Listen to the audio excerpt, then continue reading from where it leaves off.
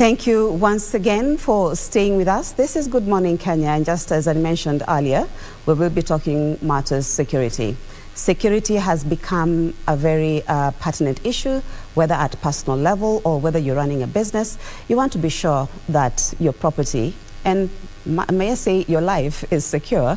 And so we are in studio with a guest who will be talking to us about matters security. He is from the SGA Securities, and he'll be explaining to us how the company has been helping Kenyans at an individual level and even at corporate level on how they can be able to maintain their security. So thank you so much, Julius Delahaije.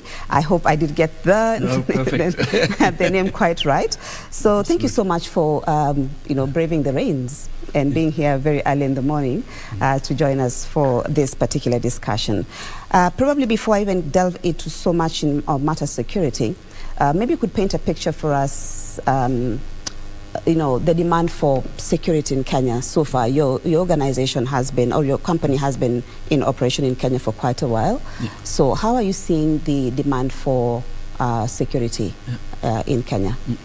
It's a broad subject. Yes. Because SGA Security, as you said, is more than 50 years already in Kenya, in the business, and actually active in the region. So also in Uganda, Tanzania, and Kenya. So quite broadly, indeed, for businesses and private people. And throughout those years, we saw quite a big shift in security. So security 50 years ago was more about theft. And where would people steal? Most likely was at big construction sites or logistics. But over time, of course, security has become a completely different thing. And in those days, it was more about muscles, and very, very enforcement, more reactive than proactive. And I think that is a big shift that we saw. So nowadays we try to prevent a lot of issues.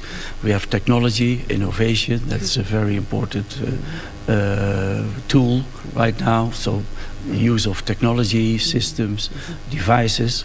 We'll get back to that most likely. Yes, definitely. We'll be getting back to how security has evolved over the years. And just like you said, before it was just a matter of theft, preventing thieves from coming into your house or your premises and all that. But it has evolved over time because of the dynamics of security in itself, terrorism being one of them, and all that. But before I even delve into the issue of the regulatory authority, which actually was operationalized and now demands that security companies be registered, to operate in Kenya. Maybe just give us a brief history of SGA so that people can understand SGA Securities. What is it all about? Yeah, well, as I mentioned, it started 54 years ago now.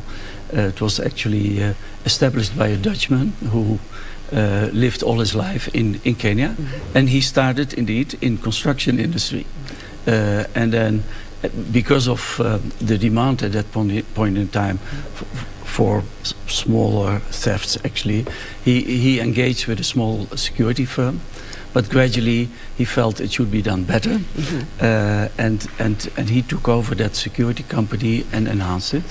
Became at the end his core business, and then he established that later on also throughout the region, as I mentioned, in Tanzania and Uganda. And SGA employs more than 18,000 people in this region. The head office is in Nairobi, Kenya, the group head office. And we provide today security solutions throughout. We see security as an enabler for business. Yes. So basically it's not only about man guarding but also cash in transit, response, alarms, tracking, tracing, technical solutions, IT solutions, very dedicated VIP escorts, advisory. That's very important. I think advisory becomes quite a key element because and training, because if you want to prevent a crime or if you want to protect yourself against something, then it's good to be advised. We see a lot of people if they would use their common sense, they would come up with a lot of solutions themselves, but they just ran into something. Think about the demonstrations we had recently. It calls for a lot of questions. What should I do? How to deal with this? And of course, if you first thing, you should follow the media. What's going on? Where should I go? So we'll be coming to the details of the various, can I say, types of security services that SGA offers and all that. But before we delve into that, there is the Private Security Regulatory Authority, which actually came into operation and now demands that security companies in Kenya have to be registered. It's actually illegal to operate in Kenya now without being registered, and even engaging a security firm that is not registered. How has that changed the operation, of security in Kenya? Because initially we had almost 7,000 security guards and over 2,500 companies which were registered, but the authority only found 183 being able to operate in Kenya in terms of complying to the regulations. How has that changed the landscape? Yeah, I think a lot, and it's still in the process of changing. I think it's, first of all, it's a good thing, because if you introduce the system of licensing, you create clear rules. And I think when it comes to security, it's very important, discipline, but also how to operate, etc. So for the industry in a broad sense, I think it's a good thing. You mentioned some numbers, but informally, before the registration started, people were talking about more than 4,000 security companies, and between 500,000 and 1 million people employed in the security sector. So that's quite a lot. And if that's not regulated, and many of them actually they would not follow the rules. You're talking about issues about minimum wage, taxes, quite a lot of diversity. And for instance, if you don't pay a guard the minimum wage, is he going to protect you? So those rules have been established. I believe now there's a bit more than 500 companies that are registered and licensed. That is not a guarantee that you have the top and supreme services. We at SGA, we look at the security from a very high-end standard qualities. We have ISO 18788. That doesn't mean maybe too much for the big audience, but that's the highest standard of security provision in the world. And it's not only about the technicalities and the quality of service, but it's also about human rights. It's also about code of conduct. It's also about international governance. How do you deal with each other, taking care of communities? So it's not only the client that you're looking at, but you look at in a broader perspective.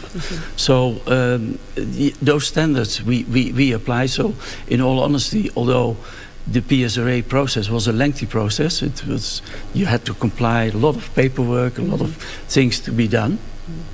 But we feel we are much more than just licensed according to the standards. And yes, it will evolve over time. You have to start somewhere, but I think the way it's done, I think it's good. It creates clarity. And, especially the issue of pay had been a very big issue for those working in the security sector. But definitely without a regulatory authority, then I can decide to have a guard outside my gate or around my premise and pay them anything. But with this particular regulatory authority, so that means the minimum wage, I think, is about what? Is it about 25 for a security guard or something of that sort? Yeah, it depends. So the problem with minimum wage today, and I'm calling quite some parties together, like Ministry of Labor, PSRA, unions, to sit together and to actually start paying attention to it. Because today there is such a variety and such a difference of opinion even about what the actual minimum wage is. You have to realize in security there's different levels. There are 6 minimum wages. day and night. That is already one thing. There is another aspect is municipality, cities or upcountry. So that creates already another level of interpretation. And then there is things like overtime, allowances. Yeah. There is, to be honest, for many people, it's too complicated. And I think it's very important to put it all together and create a very clear and unique system so that everybody knows exactly what it is. Okay. So now if you ask people what is the minimum wage you pay, I can't give the exact answer unless I know exactly which place, which assignment, is it day, is it night. It's too complicated. And I think it's not good for the clients because they get confused. Yeah. It's not good for the industry because one claims I'm compliant, but in fact they are not. Yeah. And others make it. Yeah, we try to make it always very transparent. Say this is the situation, and this is what the costs are, and at the end the margins on it is very slim. So as SGA, I'm sure you've already complied to these regulations. And the other issues that actually were coming up was not just the issue of pay, but even the issue of off days, you know, time to rest and all that. So I'm very sure that SGA has actually complied to all that. Yeah, no, so exactly, the framework is much bigger than the pay itself. Yeah. So you have your off days, you have overtime. It is, of course, an industry that is there for a long time, and it's typically a 12-hour shift. You have 12 hours during the day and 12 hours during the night. And you could question, is that the right model? Should it not be 3 shifts? Today, unfortunately, the market can't afford it. Yeah. So if that's a given, then we should be very clear how to tackle these things. You're absolutely right. People go, in our case, usually depends a bit on the assignment, either 5 days off and then 1 or 2 days or on, and then 1 or 2 days off, and it depends a bit. But for sure, we follow the rules as they are. Okay. And just like you mentioned at the beginning of our discussion, and that is security has evolved. We no longer have the muscle man at the front of the gate, or mainly at the clubs and all that. Yeah. And it's not just about having somebody, at your premises, ensuring that nobody comes in and all that. It's now taken a new, life of its own in the sense of it's technologically driven. Yeah. So maybe you could touch on the kind of technology that now is being employed in as far as security is concerned. Yeah, and you have a very big variety of technology today. It depends on what the item of, and exactly the need, what the item of security is. In residential, we see huge developments. In the past, in residential, people look at electric fences, access controls, cameras, and they were quite analog, and most of the systems even today are quite outdated. People even don't know how it works, so de facto they are not switching it on quite often, or there's many failures. But now technology, we all know this device, the phone, the phone, yes, and this is your remote control.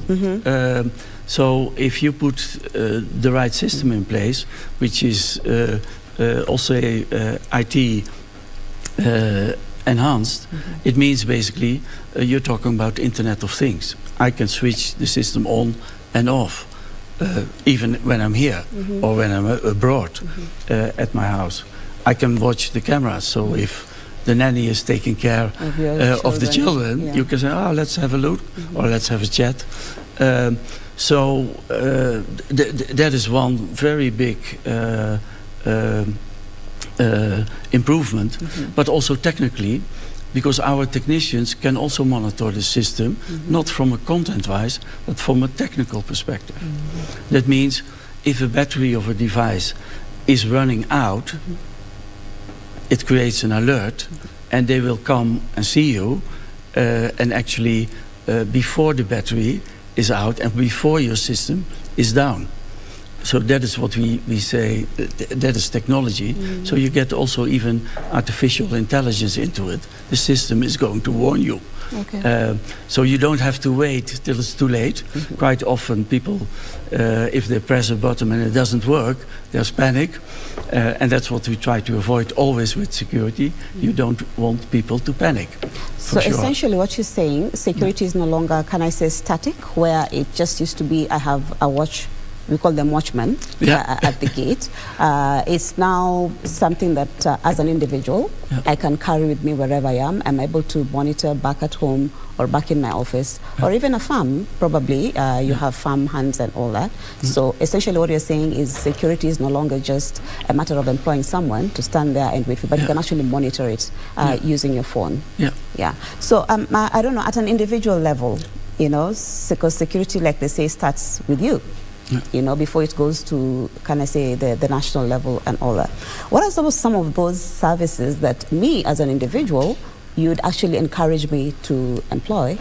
Yeah, I think first of all to be alert and use common sense. I said it earlier, is follow the news, but also quite often we just wait for something to happen.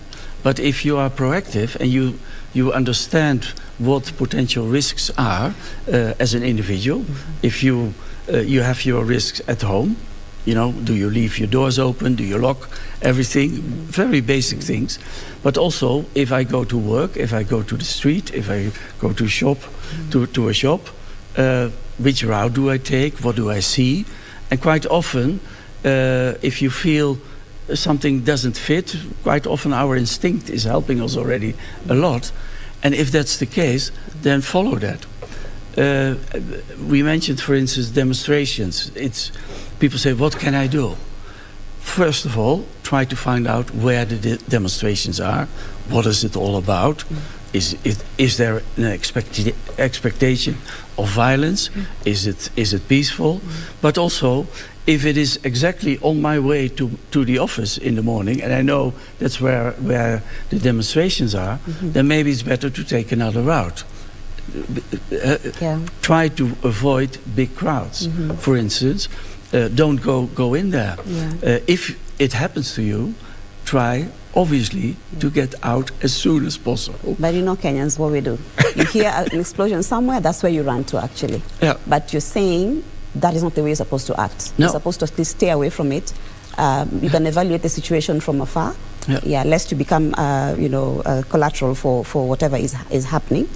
Now you know the security sector, my apologies to say this, had been associated, and I put it, with people who have not kind of performed very well in education, and so you'd actually become a security guard or something like that. But that has actually changed over time, and with the technology, is it something that you can encourage young people to look into? Absolutely, and you're absolutely right. The perception has changed a lot, but also the reality. A security guy is not just a person at the gate. You were still saying a man. No, it can also be a woman. And actually we encourage women to apply as well. But you're right, there is a lot of training, and in the past it was a lot of physical training. People needed to be fit. You should enhance that, how to react, whether there's violence. But nowadays, it's much more. It's also about hospitality, you know, being friendly. If you are a guard at the kindergarten, you can't be putting a military outfit and act with a gun or whatever. That is not the way to handle it. So. Yes, it has changed a lot. Technology, as you said. If I don't know how this works, if I can't communicate, if I don't know how all these devices, scanners, the access controls, how it works, you can't apply. So it becomes more and more technology driven. And therefore, it requires more education from the people, and therefore, I think it becomes also more exciting. Yeah. You know, you're so not the young only on people your own. can venture into the arena or the area of security for that matter. Yeah, absolutely. Now, you did mention security has always been synonymous with the male, you know, counterparts. Yeah. But how has SGA then enabled women to be part and parcel of the security industry? Yeah. Yeah, so we invited this absolutely. In the past there was the idea, well, women can't do this job. I would almost say, no, I'm going to say, it's on the contrary. I think there is many aspects within security women can do much better than men, actually. And so we are encouraging women. I mentioned before the ISO standards and the ICOCA standards. One part of that is also to follow the United Nations SDGs, the development goals, to engage women in the industry, to be, not gender specific. We just try to engage with everybody because that's the community as well. Okay. And for instance, very simple, if you are in a public building or in an office or a shopping mall, and we need to search, a man cannot search a woman. That is not the way to do it. Exactly. So that's one specific thing, but most of the tasks, in particular related to technology, women can do a perfect or even better job. So we definitely encourage them, come and report, go to our website, yes, and apply for the job. Okay. And you have a good or even better chance than maybe a male colleague. Okay. That's a very good, venture right there. We definitely are seeing a lot of ladies venture into this part of security work. And so we want to take a short break, but we'll be back. We still have a lot to talk about with Jules Delahaije. He is the CEO SGA Securities. And so we'll be back in just a short while to continue with this discussion.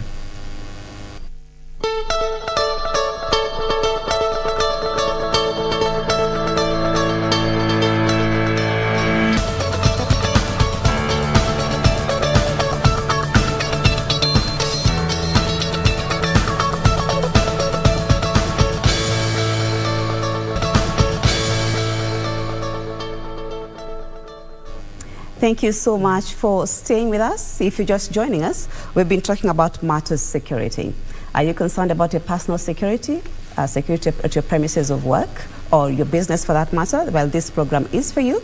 We are in studio with the CEO SGA Securities, that is Jules Delahaije, who has been explaining to us some of the services that the SGA Securities offers, how we need to be alert about our own personal security, and how the security sector in itself has been operating in terms of the operationalization of the regulatory authority. Now, Julius, we were just speaking behind the scenes, and I have dogs. Yeah, I have 2 German Shepherds, but I'm trying to consider whether is it better for me to have a CCTV rather than have the dogs at home, because I can't travel, I can't do anything without ensuring that they're taken care of. So, which one is better? Well, I would obviously say I should take a combination. Because what we mentioned prevention. Huh? Basically, what you try to do is create alerts as far away from the house itself already.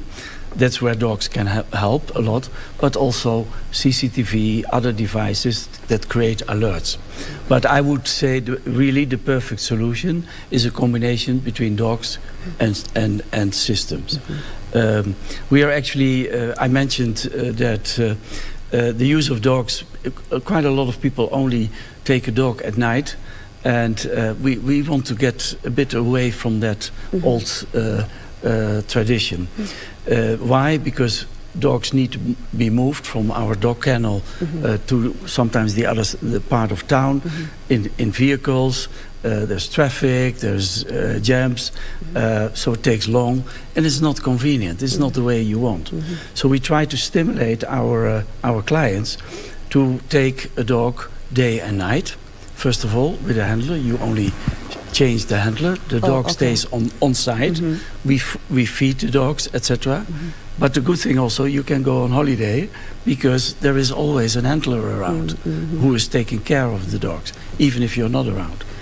And another change, I think, here is also a way of doing things differently, innovation, basically, is to allow and train the dogs to also be in your house.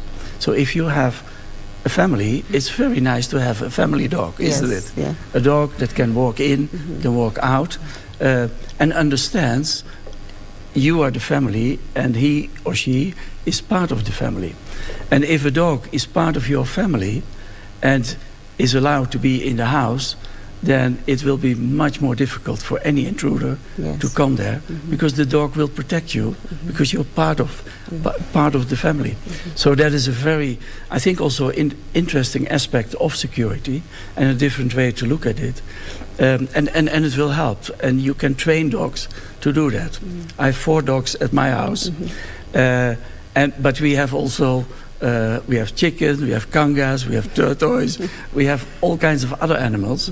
And people say, but the dogs, they will bite them, they go after them. Get along, That's the first time one of our big dogs, a Rottweiler, saw a chicken, and he felt like, wow, now I'm going at it. Today he doesn't care. He's just part of the family. Part of the family. They're all part of, and you can train, and you would be astonished what trainers can do. So we have trainers. Training is very key, actually, in security, also with dog handlers. But in general, rehearse things and change things. So no, I think dogs I could absolutely recommend, but you're absolutely right. If you take a dog, take care of the dog. There's many people that have a dog, leave them outside, even they go on holiday. The dogs are alone. Dogs barking, because they miss the family or miss the environment. And I think people, I don't know that to say, a lot of people don't really understand the psychology of dogs, because they are just like us, and when they are treated well as part of the family, they're very protective. Absolutely. And Dexter says the man's best friend. I can attest to that, because I have them, and for me, I feel like they're part of my family. Absolutely. If something happens to one of them, I feel like I really need to act on it. And so I think just encouraging people, like, taking up, dogs into the family, and as a way of offering protection for your own family is really a good thing.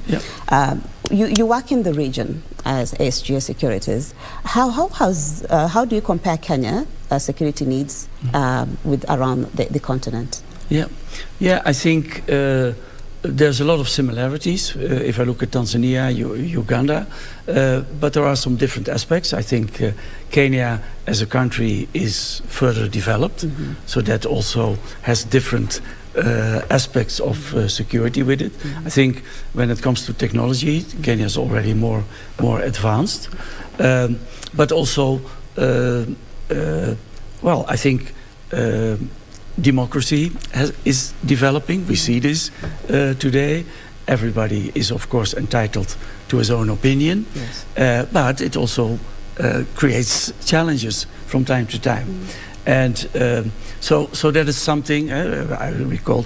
Think about the elections. Elections is always an exciting period, but this year, people, took it more serious when it came to security. And I think we saw quite a huge improvement. But that's part of it. In the other countries, most of the challenges when it comes to theft, when it comes to robberies, etc., I think there are some differences. For instance, in Kenya, security companies are not allowed to carry guns, which I still think is a good thing, as long as the government is willing and enabling to protect in that way. So here, for instance, in our cash in transit business, we engage with the police. So we always have policemen on board of the vehicles. And they are obviously armed. And for instance, our response and alarm teams, they also have police on board.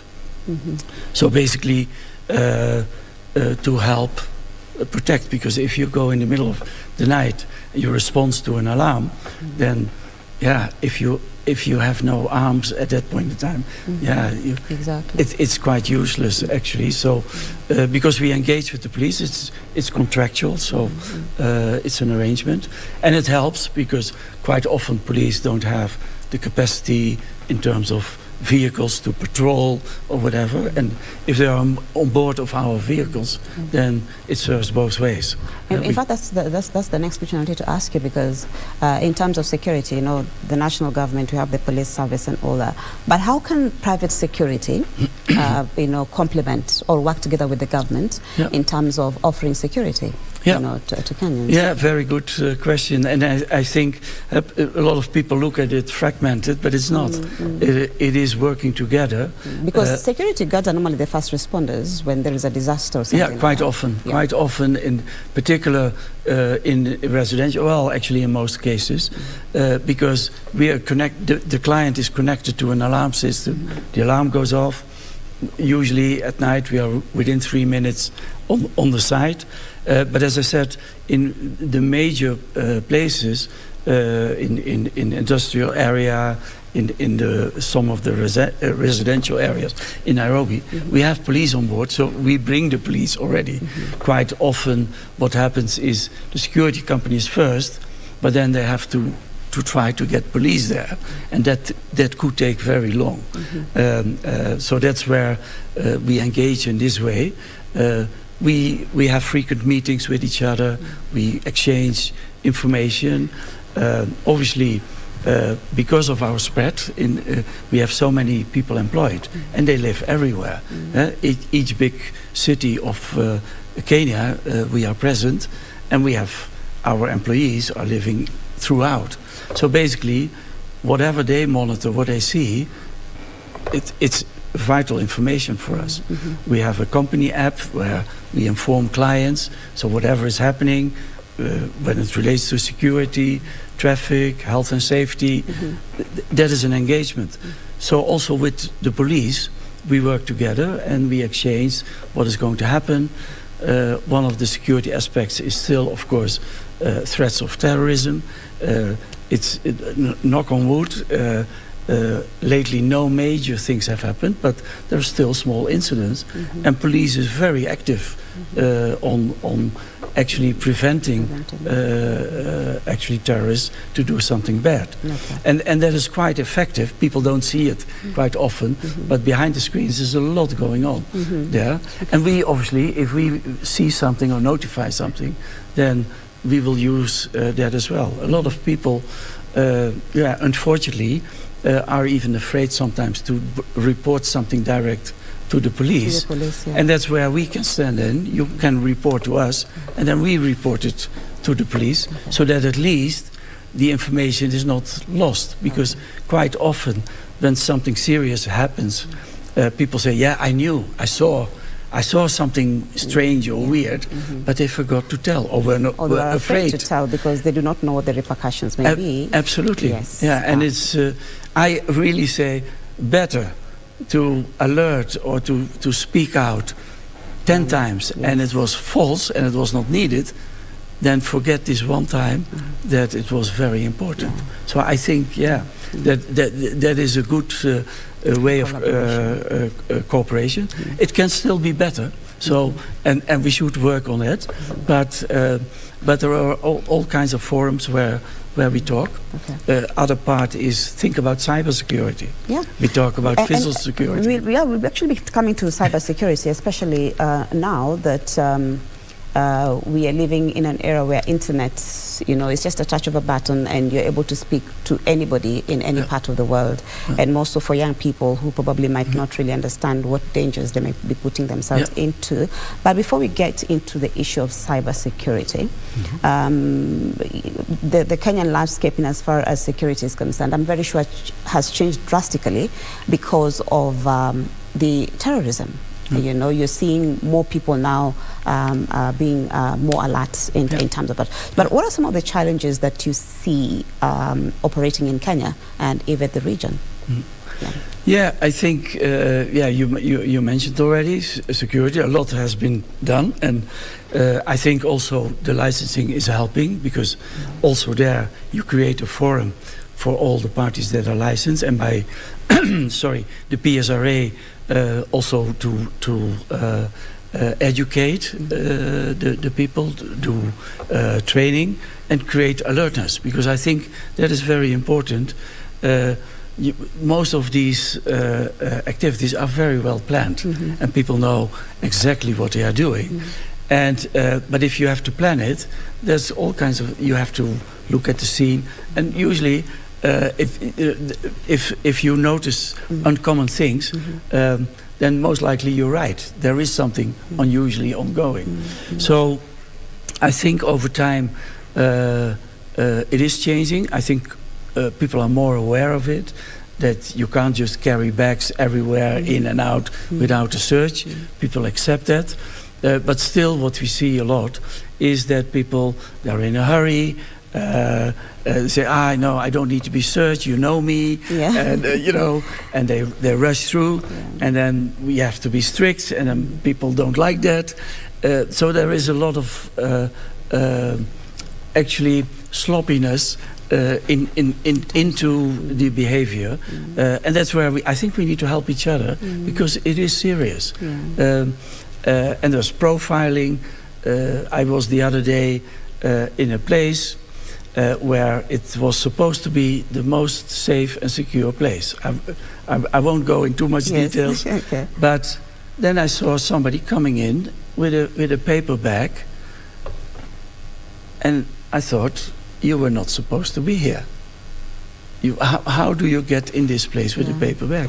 And I don't know, the security guard maybe looking the other way around, or just assuming. I think sometimes we get into a lull when issues of security come up. Maybe it's an explosion or an attack, terrorism attack. We become alert immediately. But I think after a while, when things get back to normal, we tend to forget. And I think that's what you're trying to sensitize, that we all need to be responsible for our own security when you're walking around. Be alert, look at people around you. Sometimes you're walking but never really getting to know who's sitting or walking around you. So absolutely, you're absolutely right. And so there's this rehearsal, repeating, training, education, because for sure, if you are in a shopping mall and somebody walks with a bag, puts it on the floor and walks away from it, I think you will be very alert. You should by now.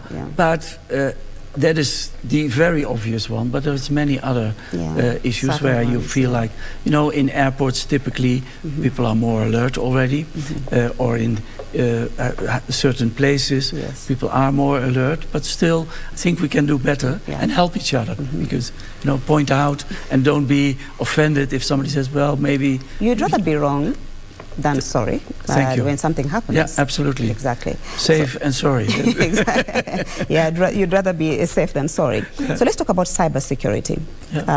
What SGA is doing about it. How do you come in? And the importance of it in as far as the young people are concerned. Well, there is a lot about it. And we see actually the statistics going drastically up.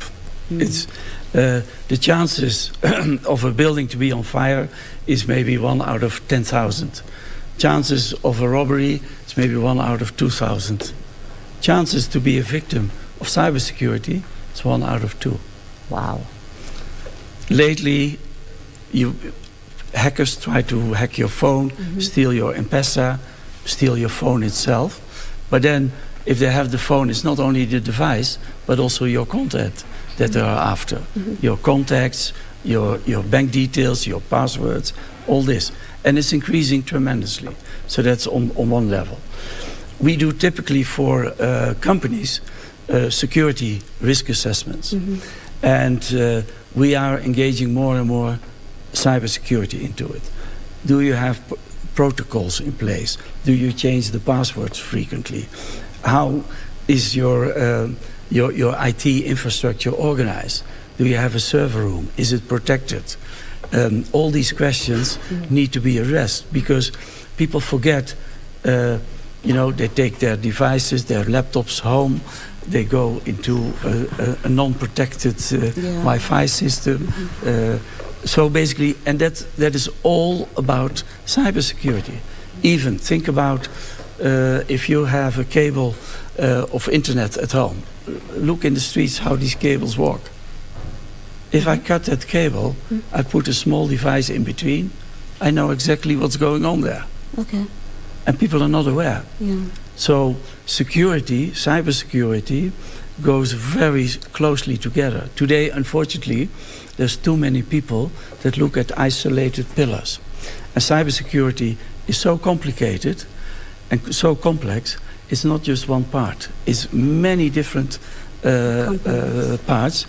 And there is, I can tell you, I would not consider myself an expert, although I've been in security and even cybersecurity for 35 years. But the organized crime, they are very well organized. They have experts on all these areas and they bring it together. Unfortunately, society is not organized like that. Yeah. We are not. We are actually still quite ignorant, innocent about this. Yeah. And you mentioned families, which is a good point. Think about home, and your children. Just before we get into the family, so what you're trying to say is, if I have a device that I'm working with in the office, I shouldn't actually take it back at home, because then actually be opening myself to cyber attacks? Yeah, well, I would not say it that strictly, but if you do, take precaution. Make sure that you can use it, if it's a company laptop, then make sure you can only use it for company purposes, for instance, or protect it. Don't get into just an open network. Create a VPN, a protected environment. Because sometimes I see if, say I'm in a certain place, not necessarily work-related, but you'd find that it prompts you to tell you that it's the Wi-Fi is not secure or something. Yeah, absolutely. Sometimes I bypass it and I'm like, I know what I want to do, so let me just go ahead. Yeah, no, well, if it says it's not secure, it's not secure. So that's what hackers typically do. They go, for instance, to an internet cafe or something, and they know it's an open Wi-Fi, and they know how to get in. So, and they try, by all means, try to get into your phone, your computer, for instance, through the Wi-Fi. But also, I think everybody has experienced calls. Yeah, exactly. That's what I wanted to ask you, because there's a time myself personally I've experienced that, and I know a lot of other people must have experienced, where somebody calls you with a strange number, and mainly it's an international number. Yeah. Does it mean by picking it, then you'll actually be exposing yourself? No, not by picking it itself. That is not causing per se an unsecure event. But what typically a lot of the scams are going on right now, they call either on behalf of the bank or on behalf of Safaricom or Airtel, and then pretend that they are an employee, and tell you have an unsecure, unsafe issue. We need to hurry, we need to change it, give me your password, give me your login details. And interestingly enough, they check, they give you a lot of data that you think, hey, how would they know? Yes, how would exactly. And they have hacked it already. They have for instance, because they have been given a database from somebody else. You can buy databases, in the black market, and they use it then to attack you, and you think, oh, how do they know my daughter's child, or my daughter's name, or how did they know which bank I'm in? They do know, and the only thing that is missing is your password. So, and a lot of people, you will be astonished, still give passwords or login details or private details. Never ever do that. A bank will never call for those details. Safaricom will never call, and Even I would just suggest, if you get calls like this, just hang up. Contact your your person at the bank, yeah. yourself. The bank would need you there in person, not over the phone. Absolutely. Okay. So that is one way to do it. How often you get phishing emails? Yes. Say, your delivery is on the way. Yes. Please click here. And you think, I did not deliver. I didn't even order something. Yeah. But you're still curious. You think, what would it be? What is in the parcel? The moment you click it, you're lost. You're into your system. They take over full control of your computer or your device. Okay. And when they take over full control, they block things. You put ransomware on, and that's the tricky part with children at home. Okay, yeah. If children are at the internet, how do we protect children? Because we are living in an era where smartphones are the order of the day. Yeah. You know, children are more on their phones than anywhere else. Yeah. You know, it's unlike when we were growing up. You know, people were talking to each other, but for them, you're next to each other. But here you are. You're on the internet, on Instagram and all that. So how can parents, or guidance for that matter, protect children? Yeah, it's a very serious challenge. And it's a bit, it's double, because on one hand, you don't want them to spend all day on the phone, but sometimes it's convenient, isn't it? You are busy with something else, you go and use the phone. But at the end, it's monitoring, watching what they are doing.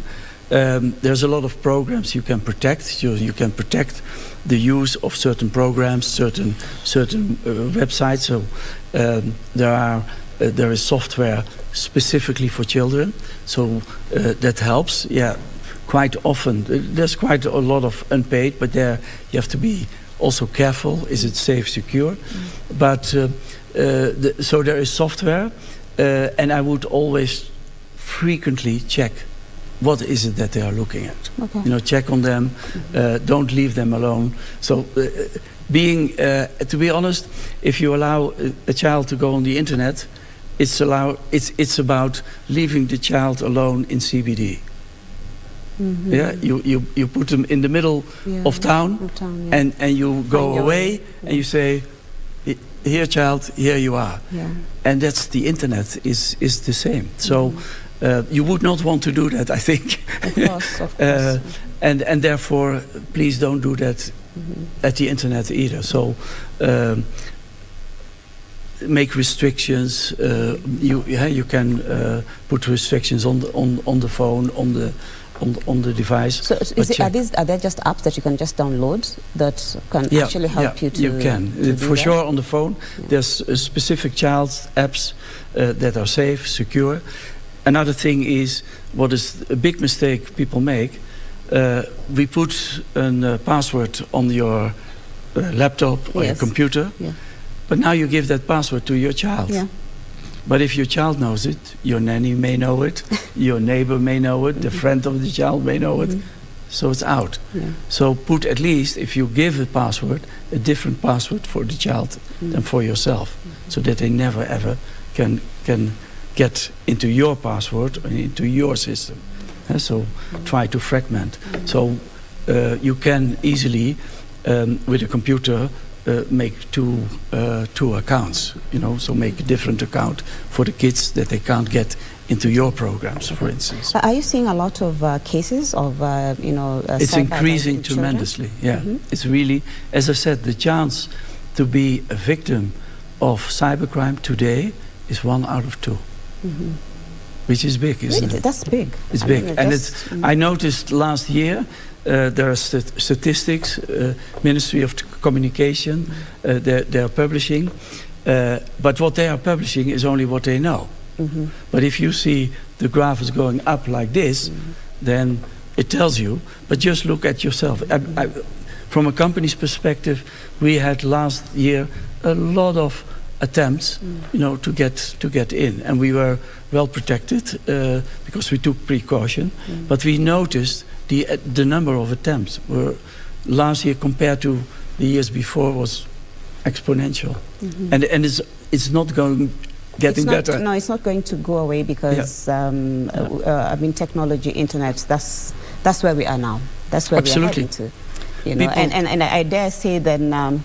people will be more worried about cyber attacks than maybe attacks in their home or at personal level? Yeah, cyber attacks. There is a lot of also people think about cybersecurity only about cyber attacks often, but it's much broader. The cybersecurity is not only about the attack from the outside. There is a lot of attacks from the inside. People forget, companies forget, every company nowadays is an IT company. Can you run your business without IT today? Without connectivity? Without the internet? Without email? You can't. So you're an IT company. And yet we don't protect ourselves from any security. Most of the crimes are still inside jobs. So 80-90% comes from the inside. So how is that possible? Yeah, because we are not vetting properly, sloppiness, we forget to put the password on, or we leave our computer open, or we give a colleague our login details. Very small basic things. That's the human factor, but it creates huge cyber issues. But it's so taking care of those issues, I think we need to draw much more attention to it and indeed prevent these things. So I'm being told our time is running out. We could talk about so much. I'm sure there's still a lot to talk about in as far as security in itself is concerned. Cybersecurity being one of the biggest issue that people are now dealing with at a personal level, at a corporate level. But before we wind up, maybe I could just give you a few seconds just to give us your closing remarks in as far as you know, security in general is concerned. And just as a personal level, and I'm really concerned about the use of our devices, and that is the phones. How best can we protect ourselves? As I said before, the first start is use common sense. Really, is it really safe? Ask those questions. Be aware that you are a target as an individual and as a company. So that's one thing.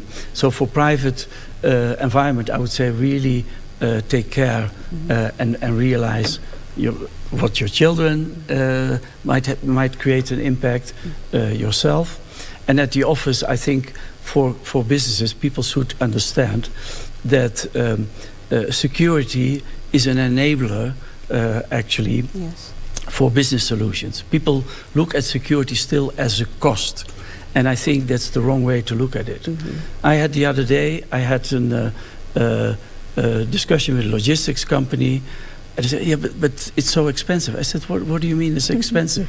You lose every month. Losing. Yeah, exactly. They lost every month 7 containers of value.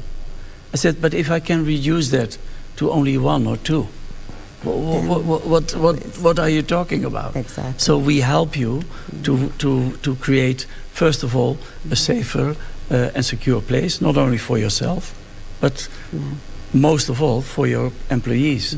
Because we tend to forget, we look at big values, but what is the biggest value? It's our family. So let's protect ourselves, prevent and be alert.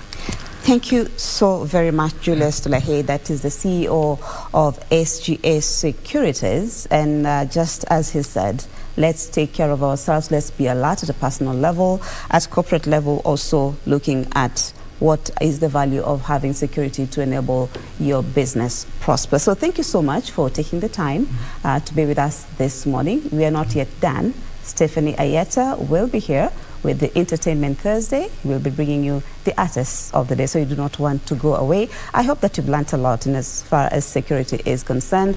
You can always get in touch with us on our social media handles at KBC Channel 1, KBC TV, that is on Facebook, or just pay us a visit. If at all you need any help in terms of security, we'll be able to hook you up with Jules Delahaije and the SGS Security. So thank you so much for taking the time to be with us this morning. This is Good Morning Kenya. My name is Marie Yambo.